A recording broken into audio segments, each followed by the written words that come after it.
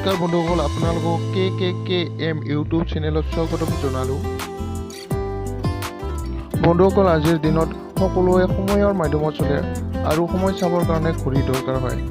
আজিৰ দিনত সকলোৰে ঘৰত বিভিন্ন ধৰণৰ ঘড়ী আছে আৰু সকলোৱে খোৱা বোৱা, কাম কৰা, স্কুলত যোৱা আদি সকলো কামতে সময় চাবৰ কাৰণে ঘড়ী দৰকাৰ হয়। এইকাৰণে আমি আজি জানিম যে ঘড়ী কোনে আৱিষ্কাৰ কৰিছিল, প্ৰথমবাৰ ঘড়ী কেতিয়া আৱিষ্কাৰ হৈছিল আৰু ঘড়ীটোৰ নাম কি আছিল। এইবিলাক কথা আমি আজি এই ভিডিঅ'টি জানিম। আপোনালোকক জনাওঁ যে ঘড়ী এবাৰত আৱিষ্কাৰ হোৱা নাছিল। কোনোবাই মিনিটৰ কাঁটাডাল বনাইছিল আৰু কোনোবাই ঘণ্টাৰ কাঁটাডাল বনাইছিল। বন্ধুসকল, আপোনালোকক পৃথিৱীৰ প্ৰথম ঘড়ীটোৰ নাম জনাই দিওঁ যে প্ৰায় 2000 বছৰ আগতে প্ৰাচীন ইউনিয়ান অৰ্থাৎ গ্ৰীচত পানীৰ দ্বাৰা চলোৱা আলাৰ্ম ঘড়ী চলিছিল।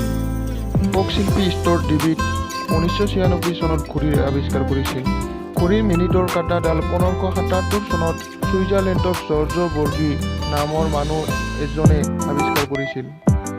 জাৰ্মানী, ইউৰোপ, বাৰ্চাহেম, পিটাৰ হেণ্ডলেন এনেকুৱা ঘড়ী বনাইছিল যাক এটা ঠাইৰ পৰা আন এটা ঠাইলৈ নিব পাৰি।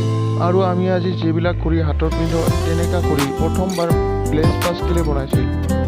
বন্ধুসকল, মই জনা ঘড়ীৰ বিষয়ে কিছু কথা এই ভিডিঅ'টিত জনাবৰ কাৰণে চেষ্টা কৰিলোঁ। আপোনালোকক কিবা যদি ভুল হৈছে ক্ষমা কৰি দিব আৰু ক'ত ভুল হৈছে কমেণ্টত জনাই দিব।